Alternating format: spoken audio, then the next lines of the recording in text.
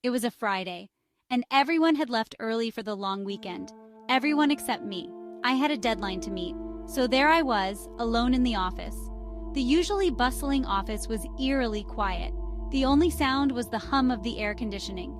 I tried to focus on my work, but I couldn't shake the feeling of unease.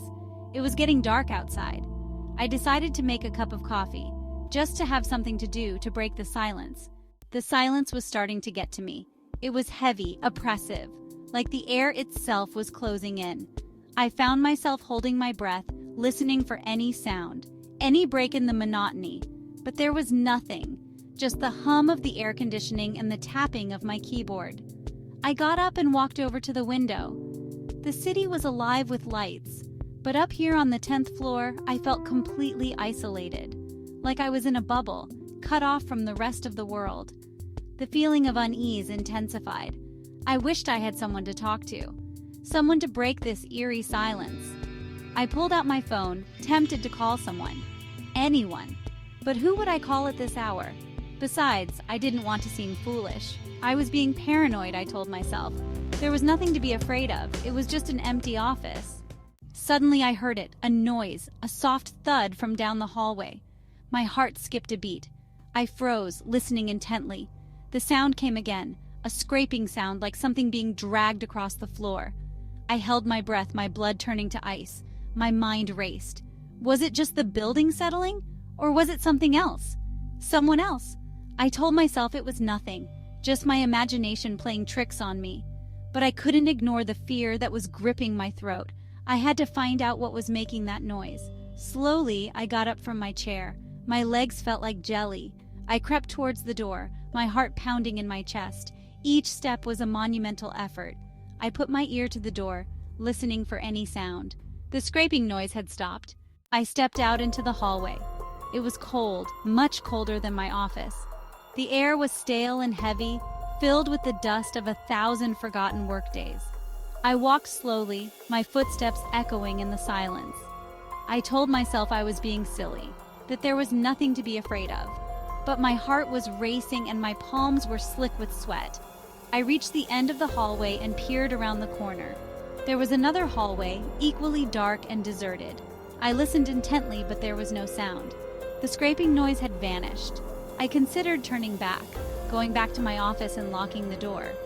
But curiosity, or perhaps a morbid fascination, drew me forward. I continued down the hallway, my footsteps the only sound in the silence. The air grew colder, and I could have sworn I felt a cold breath on the back of my neck.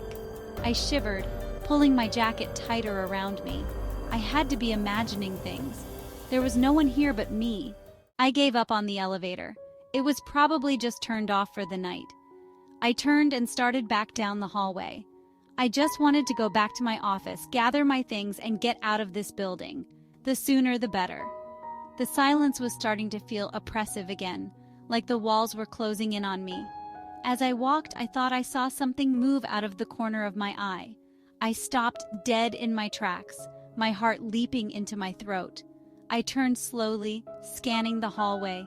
But there was nothing there. It must have been a trick of the light, I told myself, or maybe my imagination was starting to get the better of me. I hurried back to my office, my footsteps echoing loudly in the silence. I reached my door and fumbled for my keys.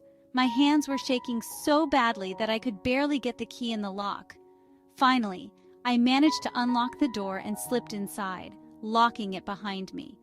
I leaned against the door, my chest heaving. I tried to focus on my work, but the events of the past few minutes kept replaying in my mind. The silence, the scraping noise, the empty hallway. I couldn't shake the feeling that something was wrong, that I wasn't alone. I glanced nervously at the door, half expecting it to creak open, revealing... What? I didn't even want to think about it. Just as I was starting to calm down, I heard it again, the scraping noise. This time it was closer, right outside my door. I froze, my blood turning to ice. It was slow and deliberate, like someone was dragging something heavy across the floor. My breath caught in my throat and my heart pounded in my chest. I slowly pushed my chair back from my desk, never taking my eyes off the door. I had to get out of here. I grabbed my phone and my purse, my hands trembling. I crept towards the door, my footsteps silent on the carpeted floor. I could hear the scraping noise just beyond the door. Terror, pure and cold, shot through me. I was not alone. Someone or something was in this building with me. I stood there for a moment, frozen in place, my mind struggling to process what was happening. The scraping noise continued, relentless, echoing in the silence. I had to get out of there. Now. I turned and ran back to my office, slamming the door shut and fumbling with the lock. My hands were shaking so badly that I could barely get the key in the lock. Finally, I managed to lock the door and stumbled back from it, my heart pounding in my chest. I looked around the office, desperately searching for something, anything that I could use to defend myself. But there was nothing. Just my desk, my chair, and the computer. I was trapped. I grabbed my phone and dialed 911. The phone seemed to ring forever before someone finally answered. "Okay, ma'am, just stay calm," the voice on the other end of the line said. "Can you tell me your location?" I rattled off the address of the office building, my voice high-pitched and frantic. The scraping noise continued outside my door, closer now. It was as if whatever was out there knew I was on the phone, knew I was helpless.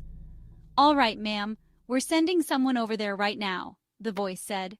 "Just stay on the line with me, okay?" I wanted to scream. Staying on the line wouldn't save me. The police would never get here in time. Whatever was out there would get to me first. The scraping noise stopped. Silence. I held my breath, my heart pounding in my ears. Had it gone, or was it just waiting, listening, planning its next move? Then a new sound. I screamed, dropping the phone, the sound echoing in the small office. The figure outside the window continued to tap on the glass, its eyes never leaving mine. I stumbled back, knocking over my chair in my haste to get away. I was trapped, with nowhere to run, nowhere to hide. The voice on the phone was still there, distant and tinny, asking me if I was all right. I couldn't speak. I could only stare in horror at the creature outside my window. It was impossible. No one could be out there. It was 10 stories up. The tapping on the window grew more insistent, more frantic. The creature's mouth opened in a silent snarl, revealing rows of sharp, pointed teeth. I could see its breath fogging up the glass, could feel its cold, malevolent gaze boring into me. Suddenly the lights flickered and died. Then, just as suddenly as it had appeared, the creature was gone. The tapping on the window stopped, the red eyes vanished. I was left in darkness, my heart pounding, my breath coming in ragged gasps. I fumbled for my phone, my fingers closing around its familiar shape. I brought it to my ear. The 911 operator was still there. "Ma'am? Ma'am, are you there?" Her voice sounded far away, like an echo from a dream. "Help," I whispered, my voice hoarse.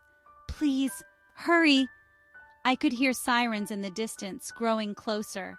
Hope surged through me, pushing back the terror. They were coming. I was going to be okay. The police arrived minutes later, their flashlights cutting through the darkness. They found me huddled in the corner of my office, shaking and sobbing. I told them everything. About the scraping noise, the empty hallway, the creature outside my window. They listened patiently, but I could see the skepticism in their eyes.